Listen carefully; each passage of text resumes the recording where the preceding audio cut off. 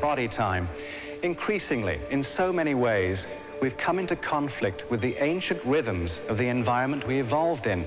Rhythms that we still carry inside ourselves in our biological clocks. In that sense, we're literally old timers trying to march to the beat of the modern drummer. In this program, you'll meet scientists who are beginning to find ways to help us get back in step and perhaps create a new harmony between the time in our bodies and the time on our wrists.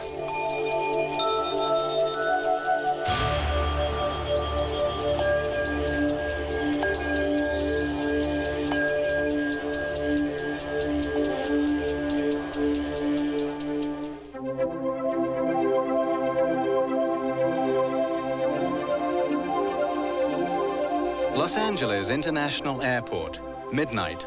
Thousands of passengers and flight crews are preparing to be launched into distant time zones. When they arrive at their destinations, they will reset their wristwatches. But what about their biological clocks? Nothing in their evolutionary history has prepared them for such a dislocation in time. On the ground, though they will cross no time zones, workers beginning the graveyard shift are also defying their evolutionary heritage, trying to stay alert as their bodily rhythms dwindle down to a nighttime low. Physiologist Martin Moore-Eade. The statistics tell us that human errors are far more likely to occur in the wee hours of the morning. They tell us that Bhopal occurred at 1 o'clock in the morning, 3 Mile Island at 4 o'clock in the morning, Chernobyl at 1:20 o'clock in the morning. They tell us that truck drivers are 5 times more likely to fall asleep at the wheel and come off the road at 5 o'clock in the morning than they are at the 24-5-hour average, and so on and so forth. So what we found is that major events and major accidents, and particularly catastrophic accidents, which involve human error, are much more probable at that time. Those are dangerous hours.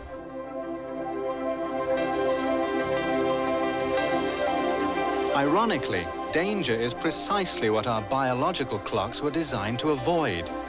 They evolved in a world of natural rhythms, where day follows night, tides ebb and flow, season follows season. To all species, this is life or death information. Being in the right place at the right time can mean the difference between survival and extinction. It's a fact of life that evolution has tended to fashion organisms that are attuned to nature's rhythms and have evolved mechanisms that keep them in sync with their environment. Ed Krupp, director of the Griffith Observatory in Los Angeles.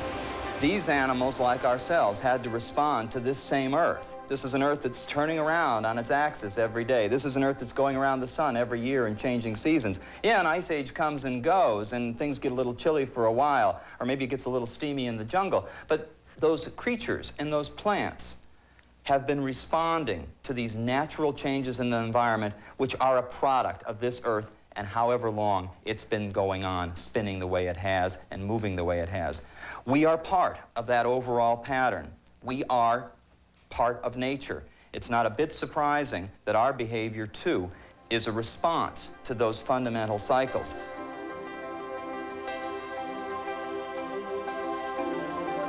Although our lives now seem to be dominated by the times and the timers that we have made, we are captivated by the times that made us.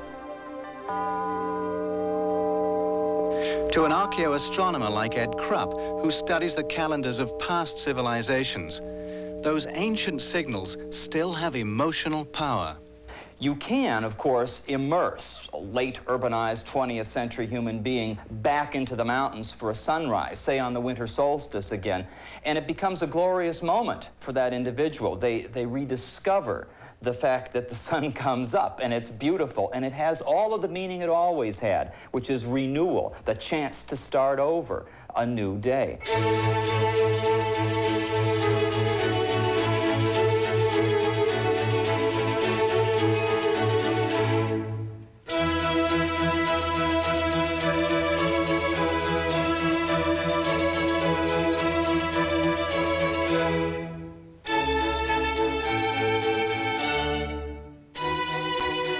For scientists pioneering the new field of chronobiology, the light dawned when they began to realize that natural cues, like sunrise, have another kind of power.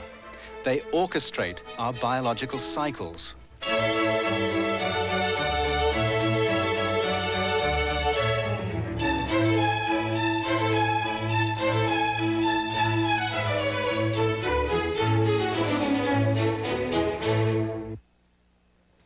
To get a better understanding of our rhythms, scientists started what you might call an underground movement.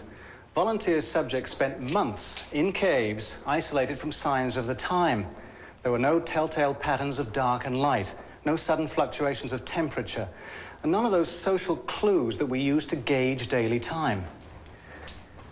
Oh, and no clocks. They were free to set their own schedules, to choose what time to eat, sleep, read, and so on. Meanwhile, on the surface, researchers were monitoring their vital signs to see what kind of rhythms the body settles into, left to its own devices. They discovered we have characteristic cycles of such things as heart rate, body temperature, and hormone levels.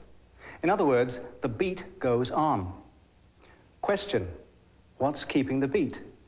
What's keeping track of time when our body is cut off from environmental cues? Only one answer seemed to make much sense. We must have some kind of an internal pacemaker, a biological clock that's orchestrating our daily rhythms.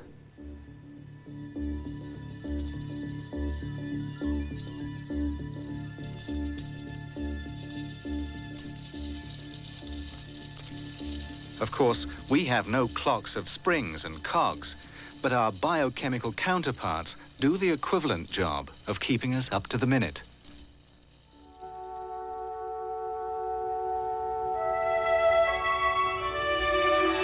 Many cycles in the body repeat every 25 hours or so. We call these rhythms circadian, from the Latin for about a day. Our body temperature rises and falls once a day, and so does our strength and the keenness of our sense of smell. These and other daily cycles are elegantly coordinated in the body.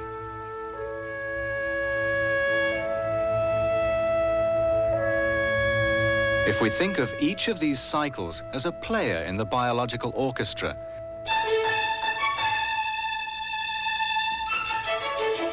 then we are, in a sense, a symphony of rhythms.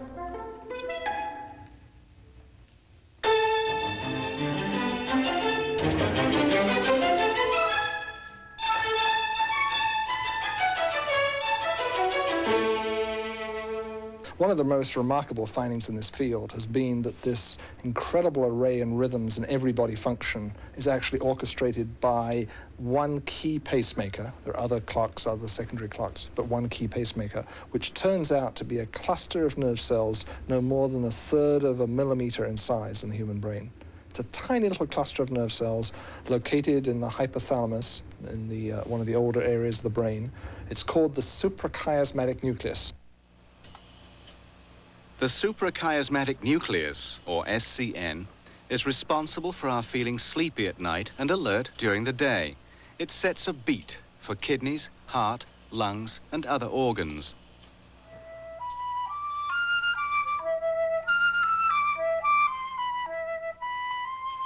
Some of the body's rhythms don't depend entirely on the SCN.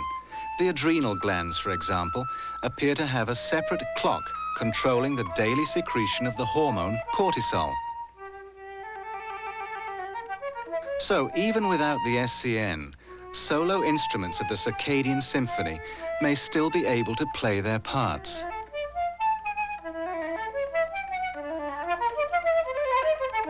But they wouldn't be able to keep time with one another. For that, the body needs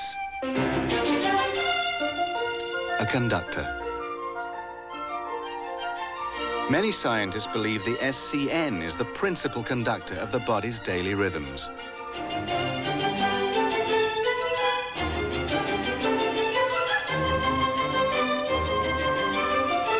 Why do scientists think the body's key clock is located in the SCN? Because when you transplant it from one animal to another, it keeps on ticking. Fred Davis is a neurobiologist at Northeastern University. What we've been able to do is take the area of the brain that we believe contains a discrete structure that generates circadian rhythms for many functions within the animal. And we have been able to transplant that to another animal and give it the rhythmicity of the donor animal. Removing the SCN destroys a hamster's regular daily pattern of activity and rest. Each line of this graph represents a day in the life of a hamster. The dark bars show when the hamster runs in its wheel. Without an SCN, the hamster scampers about at odd times, shown by the erratic pattern of bars. But after an SCN transplant, shown by the letter T, the animal begins to pick up a beat.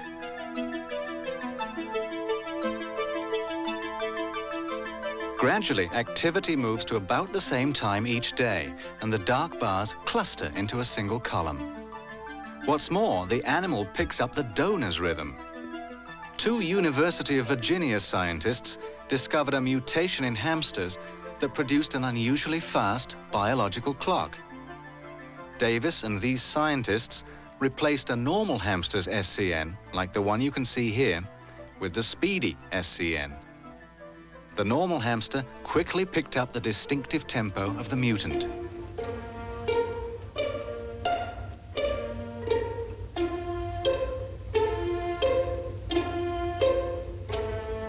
What's the point of a built-in pacemaker? Well, it can give you the same kind of jump on the day you get with an automatic coffee maker. With this gadget, you don't have to stumble around in the morning making coffee. It's brewed and ready to go when you get up. And in the same way, with a biological clock, you don't have to waste the first part of the day brewing neurochemicals to rev up your body and brain. You can trigger an event such as warming up the body to daytime levels appropriate for daytime metabolism, despite the fact it takes 2 or 3 hours to warm the body up to daytime levels, if you know when dawn's going to occur. So it's those pre-dawn signal from the biological clock that starts all the processes getting you ready for the day ahead, and so that makes you less vulnerable when the day occurs. It makes you more efficient. It makes you more tuned up and raring to go when morning occurs than, let's say, if you didn't have that clock and you had to start the processes going guided only by the external cues of dawn and dusk. Of course, we don't all warm up to the new day in exactly the same way. Some of us are owls, people whose daily temperature cycles peak relatively late in the day. Others are larks, morning people who have their temperature peaks earlier. Most of us are somewhere in between, in the mainstream, which certainly makes it easier to organize a society. But you do need something else: schedules. The bodies may be willing, but the souls usually need some temporal guidance. Saint Benedict knew all about that.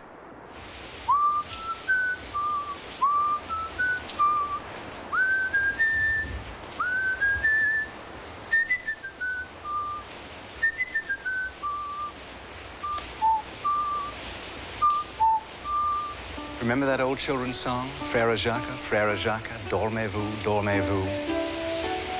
Brother John, are you sleeping? Are you sleeping? Sound the matins, sound the matins. Ding, ding, dong. Ding, ding, dong. The song harks back to an age when being in the right place at the right time meant being in church for morning prayers, for matins. And Brother John's duty? Well, he had to wake up in time to summon the faithful by ringing a bell.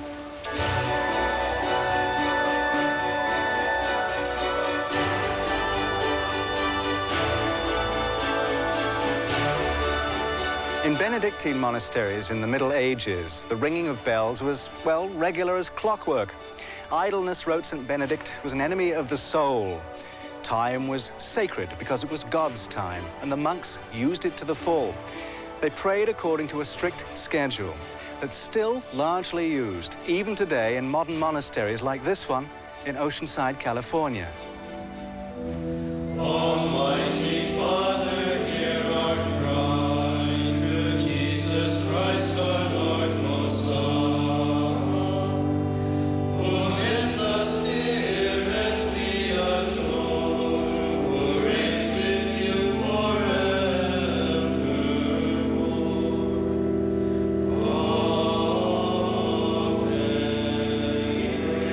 In the forerunners of monasteries like this, mechanical clocks first made their appearance sometime around the year 1300. For the Benedictines, it was, in a sense, a liberation because it made it so much easier to keep track of time than following the sun or moon. And yet, it could be argued that in those early monasteries, technology first begins to conflict with biology.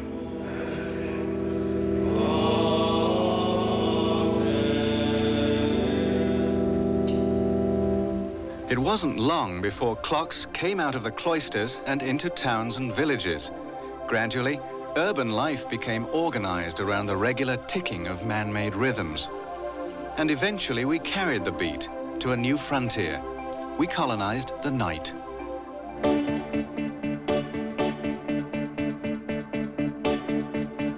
This has become a 24-hour society where every second counts, because time is money. It really began here.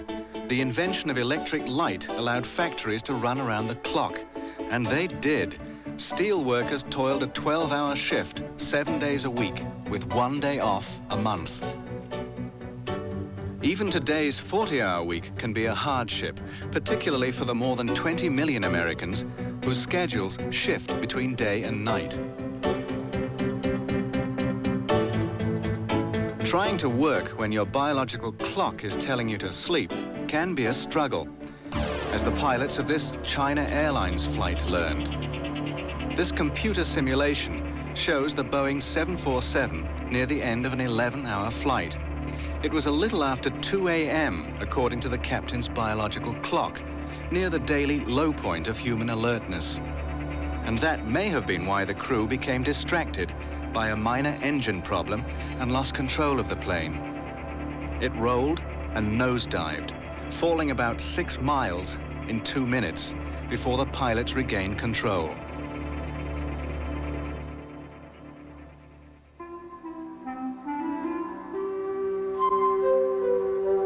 Images of technology gone astray are one reason why some of us yearn for simpler times. It's why places like this exist. Old Sturbridge Village in Massachusetts recreates New England life of the 1830s.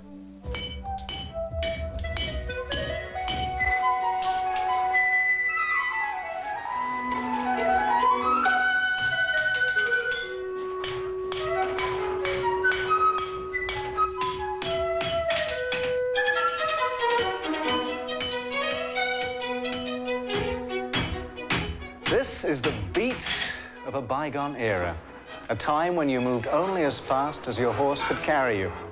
It could be a rough ride, but there was no jet lag.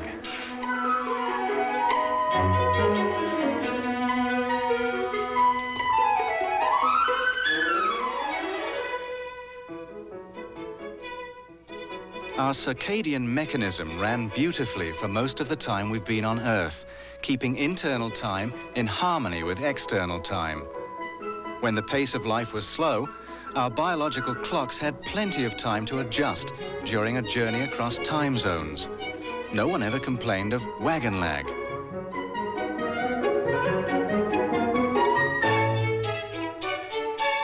But jet lag is a problem. It can take over a week for the biological clock to catch up to its new location. In fact, that's one way we discovered that we have biological clocks. Something was out of sync. Our technology may let us leapfrog over time zones, but our biology brings us back to Earth. We've got to realize that we've got a highly sophisticated, complex piece of machinery, the human body and the human brain, which was designed under a different set of design specs than we're now operating it. If you purchase a complex piece of machinery, you better believe your job is on the line if you run it outside its design specs. If you run it too many revolutions per minute, if you don't oil it, if you don't keep it at the right temperature and conditions. We're doing exactly the same thing with the human body. We're taking a piece of machinery that was not designed for this round-the-clock lifestyle and requiring it to perform and then wondering why it fails.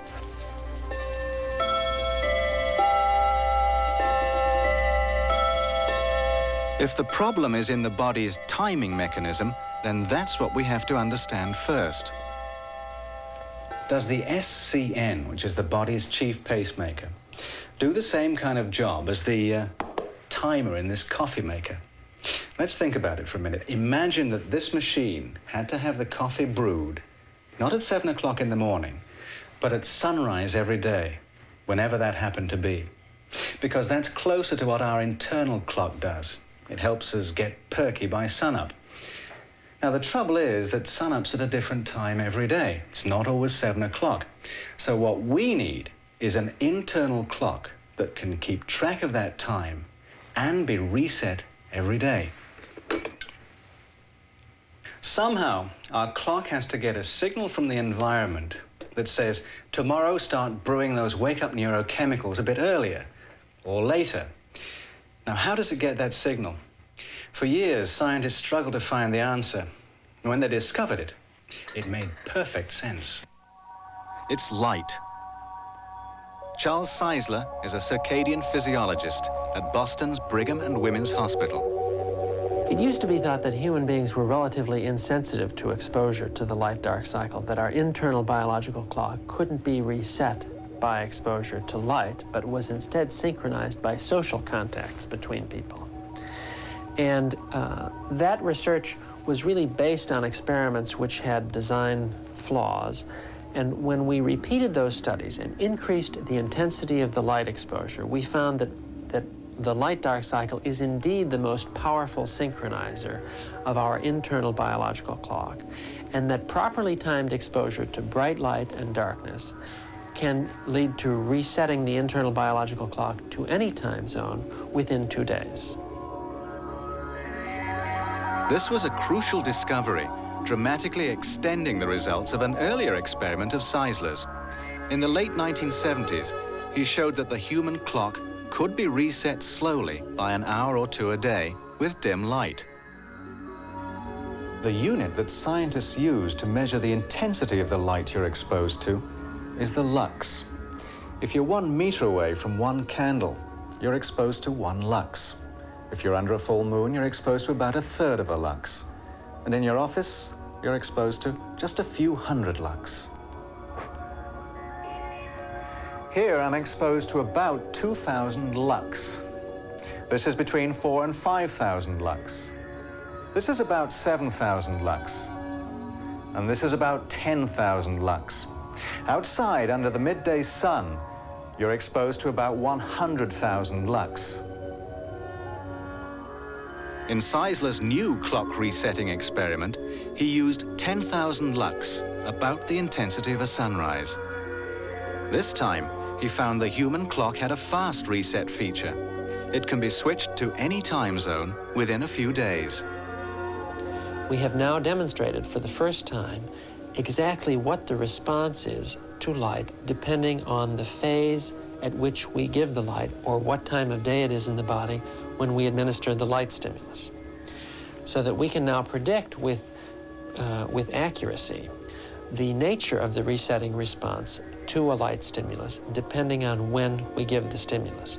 And just as in animals, there are some times of day when exposure to very bright light, 10,000 lux of light for a number of hours, has no resetting effect at all.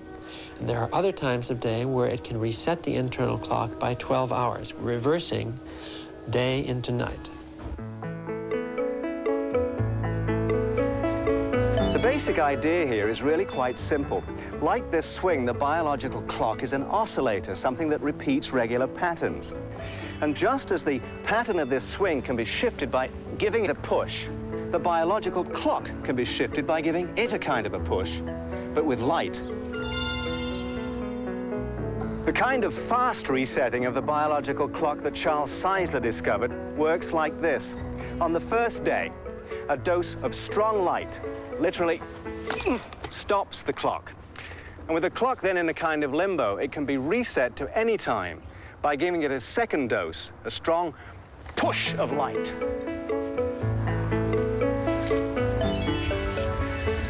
So, how can we use this information for practical problems like jet lag? Czeisler's studies were done with young males. The results may be different for older people, for females, and for short flights as opposed to long flights. but at least there's the possibility that in the future you may be able to get a different kind of frequent flyer card, one that tells you the best time to use light to reset your biological clock. Here's how it might work. Let's say you fly from Los Angeles to Tokyo, so you need to set your clock back 7 hours. According to this graph, known as a phase response curve, around 3 a.m. Los Angeles time is when you should be exposed to strong light. Another example, London is 8 hours ahead of Los Angeles. So light exposure should be around 6:30 a.m. Los Angeles time.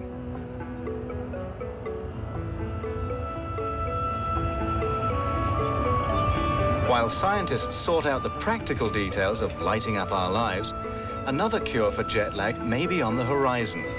Early tests with the hormone melatonin are promising. MIT neuropharmacologist Richard Wertman. A number of investigators working all over the world have published evidence that if they give melatonin to people at 2 o'clock in the morning, coinciding with 2 o'clock in the morning in the place where they're going, and do this for 3 or 4 days in advance, the people seem to have an easier time when they arrive with less jet lag. We're not yet at the point where I can recommend this to your viewers. Melatonin is not an approved drug. This is simply a research study that's been done in a number of labs around the world. But if it's true, it would be quite nice. You can think of melatonin as a kind of bottled light. Both melatonin and light can reset the biological clock. Melatonin is manufactured in the pineal gland.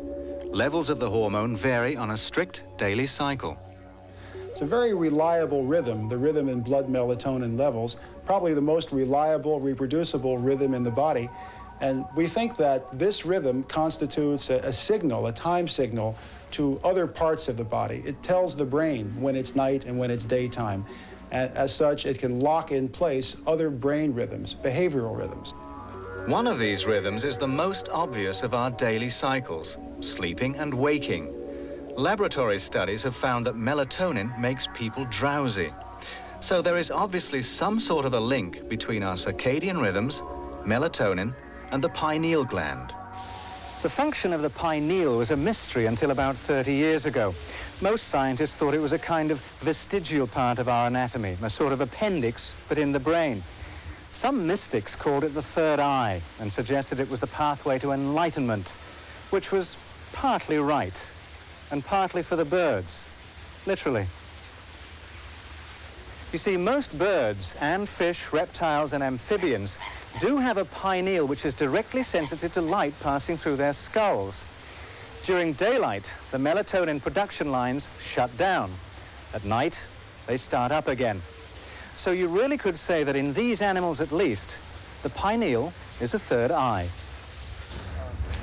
Now move on to mammals, including us, and the story changes. Evolution has produced a kind of division of labor. The pineal is still doing its old job of sending time of day signals through melatonin, but it can no longer sense light and dark directly because of these thick skulls of ours. So that task has been taken over by the retinas in the eyes, which send nerve signals to the brain.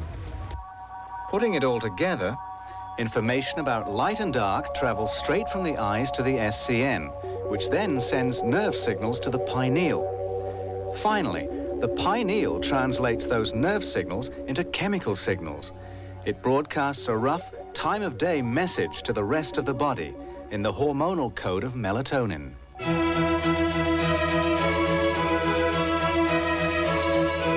These members of the Young Musicians Foundation Orchestra, conducted by Lalo Schifrin, are developing their instrumental skills, their ability to play in harmony, to keep time, to follow cues.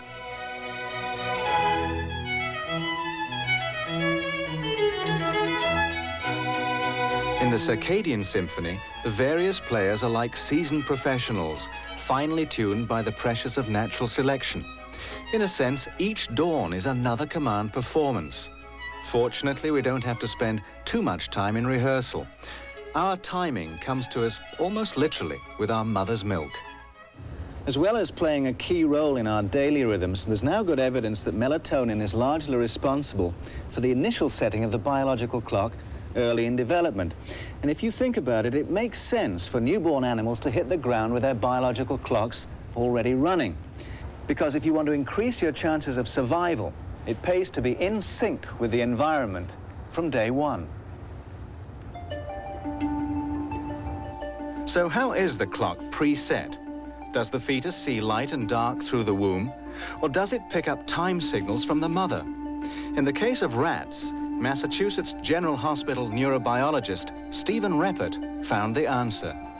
We could actually place the fetus in a situation where it had to choose between the timing of the light-dark cycle in the external environment and the timing of mom's biological clock, because they were out of sync with each other. And when we did those sorts of experiments, what we found is that the fetus always is in time with the mother, particularly when it comes to how mother coordinates the fetal biological clock. We now know, based on our human studies and also studies in experimental animals, that particular receptors, binding sites for melatonin, are also present in the biological clock of the fetus. So that mother's hormone rhythm of melatonin may in fact be one way in which the fetus receives time of day information. In fact, the cells of a human embryo's clock are already in place 3 months before birth, and there's every reason to think that by the time of birth, the infant, thanks to signals from the mother, will already be in the swing of things. Just as the oscillation of this Foucault pendulum at the Griffith Observatory is evidence of the rotation of the Earth, so is the ticking of the biological clock. If scientists from another planet had an Earthling for research, they'd be able to tell a great deal about the planet we evolved on by simply reading our rhythms, or the rhythms of the timers we have made.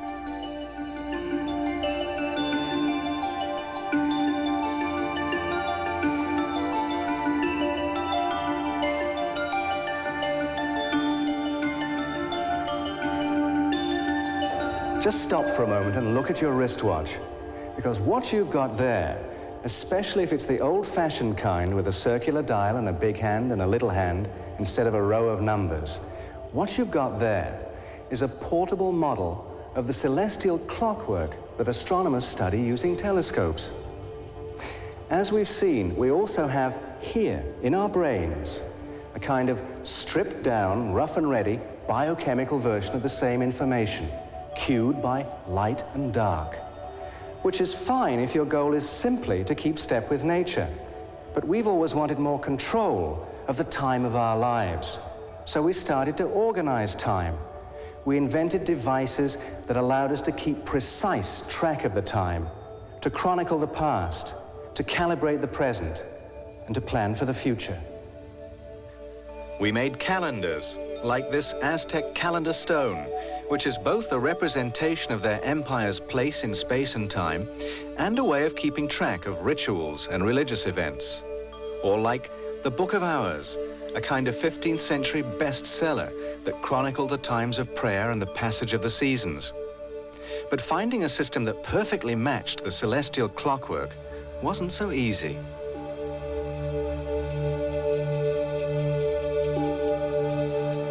The Egyptians started out with a lunar calendar that was recalibrated by the appearance of the star Sirius in the pre-dawn sky. It's a perfectly good lunar calendar. Every couple of years or so, they brought it back into step with the seasons in the Nile, and they were perfectly happy with it, except they had an empire to run. And then they developed a civil solar calendar, a calendar based on the 365 or so days of the year. It didn't have anything to do with the moon. It was completely independent of the moon. And they ran 2 calendars, one for each purpose. And they eventually got around to making a 3rd calendar. And the 3rd calendar was kind of a combination of those. They sort of liked that old lunar calendar that kept the festivals and the sacred moments in touch with the moon. But they couldn't always do that with the solar calendar. So they devised a 3rd calendar that would make the 2 match every time they wanted it to happen. And with 3 calendars running, that apparently was enough to keep them happy. We need calendars because, unlike other animals, we lack strong annual rhythms. Although those of us who suffer from seasonal affective disorder do feel distinctly better after a winter of discontent. Judith Wertman is an obesity researcher at MIT. We were doing a study on seasonal affective disorder at MIT, and when we advertised this study, asking for people who felt depressed in the fall and winter and overate and gained weight, we got a phone call from a distraught woman who had moved to Massachusetts from San Diego, where she'd spent almost all her adult life, told us that she didn't understand why every fall and winter since she had moved to Massachusetts, she felt like sleeping all day, and when she wasn't sleeping, all she was doing was eating. She had gained 40 pounds from November through January, and she thought she was undergoing some nervous breakdown. Judith Wertman and her husband Richard had already studied this kind of behavior. In clinical trials, they'd taken groups of overweight individuals and monitored their eating habits. The volunteers chose meals from foods that had been rated for protein, fat, calorie, and carbohydrate content. In between, they had access to vending machines like this, although it was linked to a computer to keep track of the snacks. Now, the odd thing was that at regular meal times, the volunteers ate regular meals, about 1,900 calories, nice balance of protein and carbohydrate, nothing really very fattening. What got them was the snacks, because they virtually ignored protein and went straight for the carbohydrates. And many of these carbohydrate bingers had symptoms that were very similar to those you associate with seasonal affective disorder, or SAD. These people tend to become depressed when there's little light outside, that is November or December, and they get better spontaneously in the springtime, in March or April. And when they are depressed, their symptoms are often very different from those of people with typical depression. For instance, people with typical depression will tend to have too little sleep. They'll awaken spontaneously at 4 o'clock in the morning, they're unable to go back to sleep. People with SADS may be sleeping 9 or 10 hours per day and they still feel exhausted. But one other major difference between these groups is how they eat. People with depression may lose weight, they lose their appetite. People with seasonal affective disorder tend to gain weight every winter. And they gain weight because they are specifically eating large amounts of carbohydrates. They are picking out on carbohydrates, if you will. As for the woman from San Diego, the prognosis was good. We helped her. She came into our study. She happened to participate in the study in which we used a drug that increases serotonin availability to the brain, and her depressed mood went away. She stopped sleeping all day. She stopped gaining weight and actually lost weight. Serotonin is a neurotransmitter that's released from certain brain neurons, and we know that it's critically important in appetite, in mood, in sleep, in pain sensitivity, and a lot of functions. And it just may be the case that the reason these people are consuming carbohydrates is because somehow they intuitively know that their depression gets better when they eat carbohydrates. The depression may get better because the carbohydrates are increasing brain serotonin. So boosting serotonin is one way to beat the winter blues. Another is light. A dose on winter mornings is routine therapy for SAD patients, which suggests that melatonin is somehow involved. But how are these two treatments connected? It's possible, for instance, that the hormone melatonin might act on behavior by affecting brain nerve cells, brain neurons that use serotonin.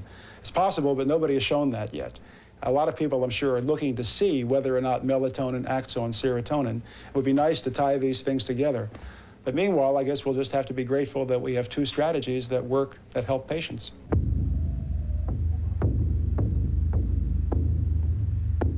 The heart beats, the blood surges, cells divide, hormones ebb and flow. These are rhythms that have been drummed into us for eons. We are all partners in this dance to the music of time, the biological anthem of Earth.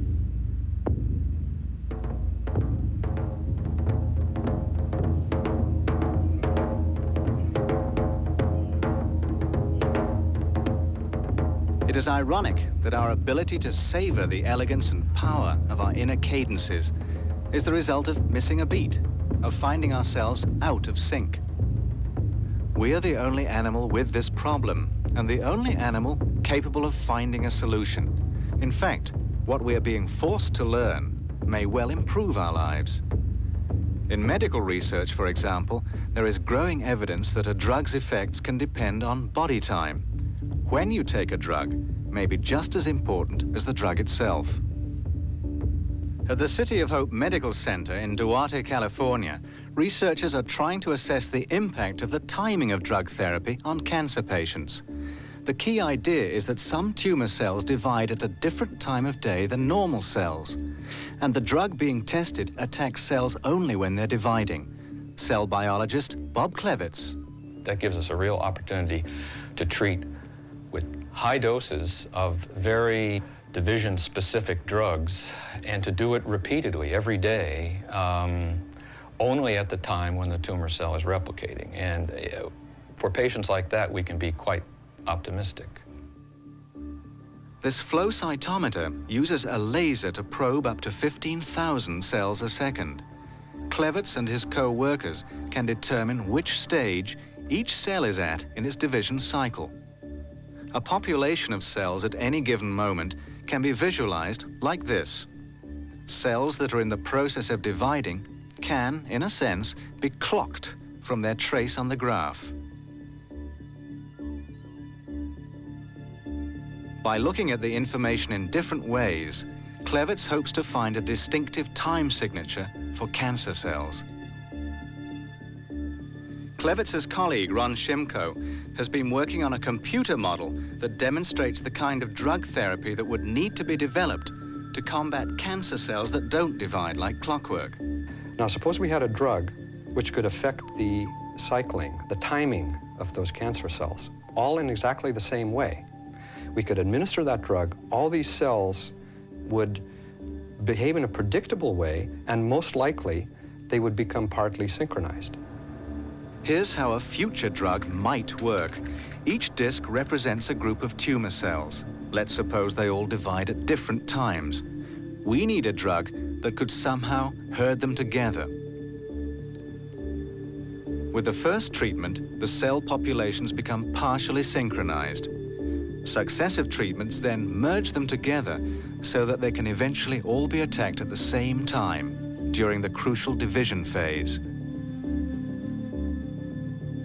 Moving inside the cell, we may eventually understand our rhythms at the level of DNA. Scientists have recently identified a tiny fragment of the DNA of the fruit fly, Drosophila, which forms part of the blueprint of its daily clock. That same fragment appears in a very different organism, a fungus. A clue to scientists that similar clock genes may be part of our timing machinery as well. Opening doors at the genetic level, or turning the model world of Ron Shimko's computer into reality, may take years. In the meantime, the standoff between technology and biology continues. Of course, it is a comparatively recent problem. Jet lag is a phenomenon of only the past 40 years, and our understanding of the SCN and the pineal came even later.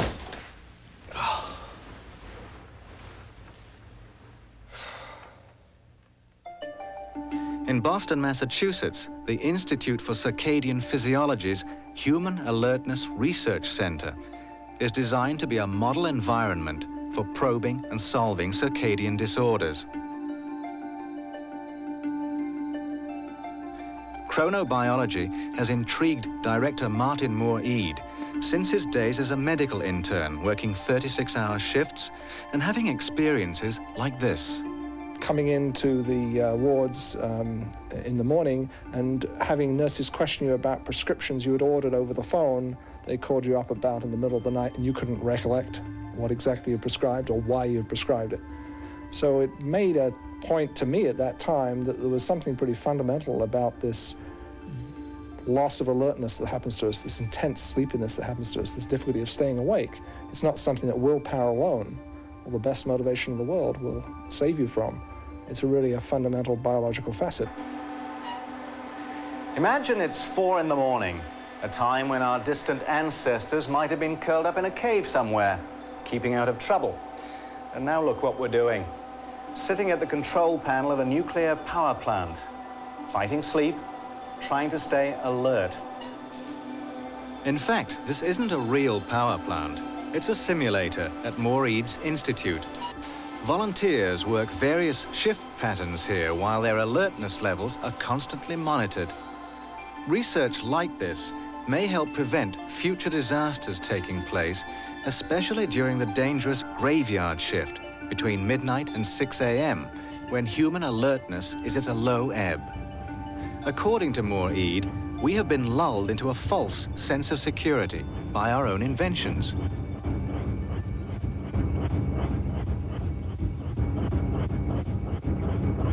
We've got these computerized control panels, these computerized devices, these autopilots in planes, these highly automated industrial plants. And what we do is we've made them really reliable. Now, what do? We take a human operator, whether it be a pilot in a plane or a nuclear power plant operator or an oil refinery control room operator, and we put this person in front of this device. And we tell that person, your job is to watch the machine. Your job is to keep check on the machine. But which is the unreliable element? It isn't the machine, it's the human.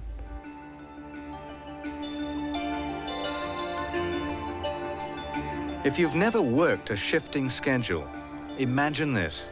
You work 1 week in New York, the next week in Paris, and the next in Tokyo. Since your biological clock is, in a sense, an antique, it's no surprise it has a hard time keeping pace with newfangled schedules.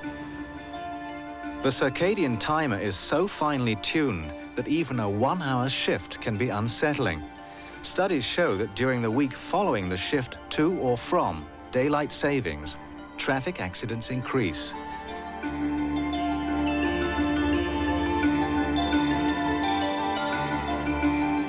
And with the bigger time shifts of many work schedules, serious health problems begin to show up. Shift workers have 2 to 3 times as many ulcers as workers on a fixed schedule, and 3 times the risk of heart disease. Though shift work research is still at an early stage, scientists have already discovered one important principle. If you must work a rotating schedule, it's easier to move to a later rather than an earlier shift. Why? Well, that's one of the key findings of the cave experiments that first made accurate measurements of the internal human clock.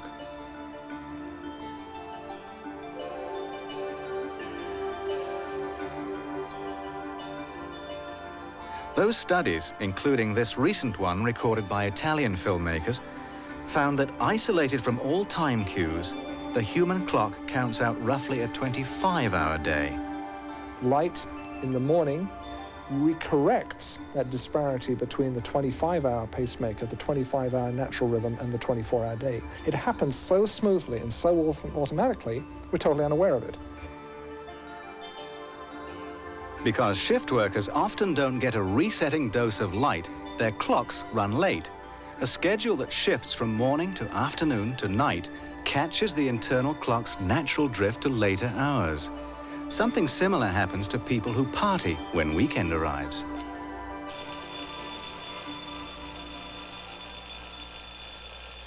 On Friday night, they stay up a little later and they sleep in on Saturday morning in order to they're thinking that they're doing themselves a favor by catching up, as it were, on missed sleep.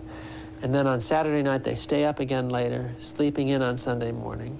But then they have to pay the piper on Sunday night, because when they try to go to bed at their regular bedtime on Sunday night, that may be the equivalent of 6 or 7 in the evening biological time, because they've let their internal clock drift to later hours. And then when it's time to wake up at 6 o'clock in the morning on Monday, that may be the equivalent to 3 o'clock in the morning biological time. And that's when those extra cups of coffee are used to try to overcome the symptoms of being out of sync with the environment. It's worth remembering that chronobiology is a science in its infancy. Our knowledge of our rhythms is the product of only about 30 years of research, a few ticks of the clock in evolutionary terms. With each increase in our understanding, we're moving closer to a time when we may be able to control the beat, to march to our own drummer.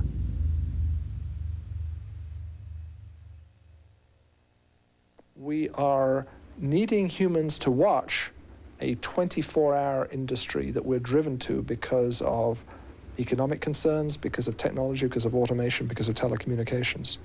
And we're not smart enough in terms of that automation to have the lights out factory or the pilotless plane. We've got a 20-year problem here, because in 20, 25 years, we will have those totally automated plants and facilities. We won't require people to work shifts at night. We won't require humans to make judgments and to be at risk of errors. But we need them now.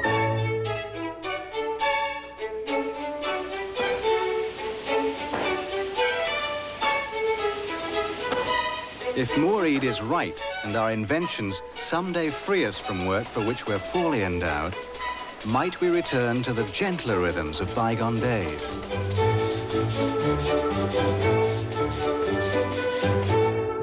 From our vantage point of the late 20th century, it's easy to feel nostalgic about a time when people seemed more attuned to nature's cycles.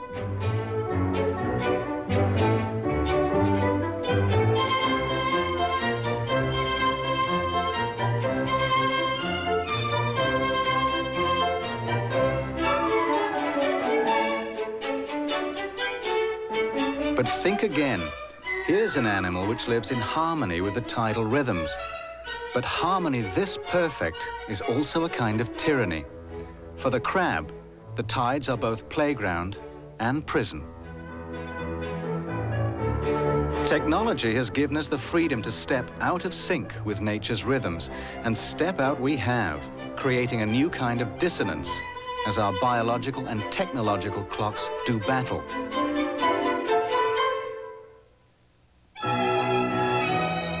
But harmony can be restored with the help of the same technology that allowed us to discover our rhythms in the first place.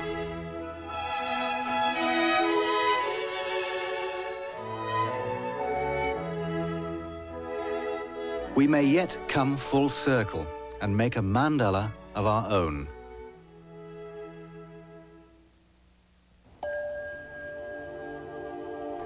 Perhaps the most appealing thing about this Kalachakra mandala, this wheel of time, is that in one symbolic representation, you have past, present, future, gods, planets and stars, sun and moon, body and soul, wisdom and bliss.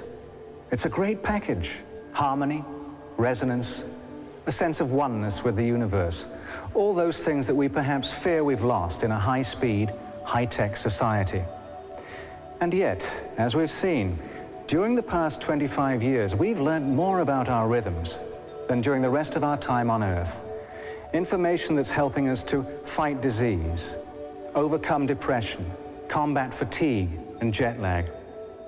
Perhaps we're finally beginning to listen to those rhythms. Perhaps we're really beginning to understand what makes us tick.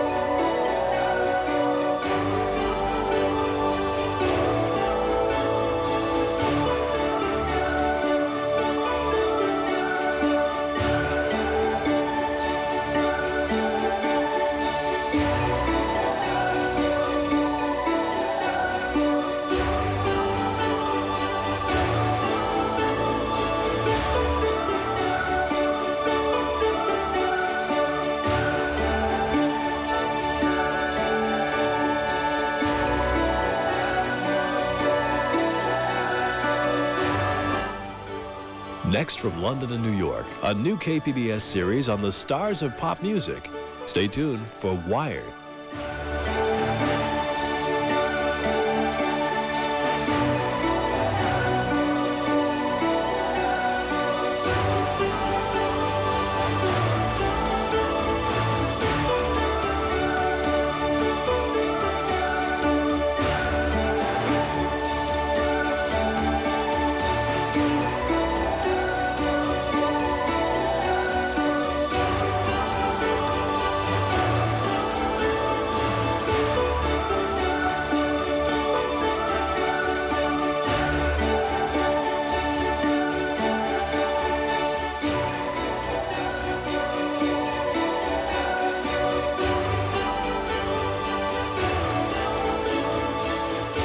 Major funding for this program is provided by the L.K. Whittier Foundation.